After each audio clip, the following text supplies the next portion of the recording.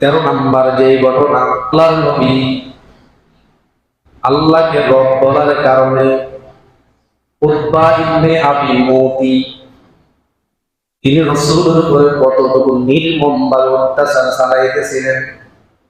রাসূল আকরাম সাল্লাল্লাহু আলাইহি ওয়াসাল্লাম আল্লাহ তাআলার ইবাদতে মগ্ন, তিনি বসে বসে আল্লাহর ইবাদত করতেছেন।